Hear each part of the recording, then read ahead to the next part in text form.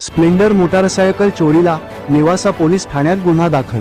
नेवासा तालुक्यातील सुरेशनगर येथे राहणारे विनोद बाजीराव निकाळजे वय 30 व्यवसाय इलेक्ट्रिशियन यांची मोटारसायकल चोरीला गेल्याची घटना उघडकीस आली आहे। या प्रकरणी नेवासा पोलीस ठाण्यात अज्ञात चोरट्याविरुद्ध गुन्हा दाखल करण्यात आला आहे। विनोद निकाळजे हे आपल्या मैत्रिणी हिच्यासोबत तिच्या मुलांना भेटण्यासाठी दिनांक 16 नोव्हेंबर 2024 रोजी रात्री सुमारास प्रवरा संगम परिसरातील साईकृपा हॉटेलजवळ गेले होते। त्यावेळी मैत्रिणीचे पती व त्याचा साथीदार यांनी त्याच्या मैत्रिणीला मारहाण केल्याने घाबरून विनोद यांनी आपली हिरो स्प्लेंडर प्लस क्र MH 17 CK 4179 ही मोटारसायकल तिथेच सोडून तेथून पळ काढला। यानंतर मैत्रिणीला आत्मदीप हॉस्पिटल नेवासा फाटा येथे उपचारासाठी दाखल करण्यात आले।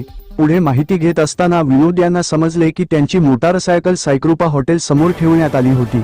मात्र तेथे जाऊन चौकशी केली असता मोटारसायकल कुणीतरी अज्ञात व्यक्तीने चोरून नेल्याचे निष्पन्न झाले। चोरी झालेल्या मोटारसायकलची किंमत अंदाजे 30,000 रुपये असून विनोद निकाळजे यांनी संबंधित घटनेबाबत सुरुवातीला पोलीस अधीक्षक कार्यालयात तक्रार दाखल केली होती। त्यानंतर आता पोलीस ठाण्यात अधिकृत गुन्हा नोंदवण्यात आला आहे। नेवासा पोलीस या प्रकरणी पुढील तपास करत आहेत।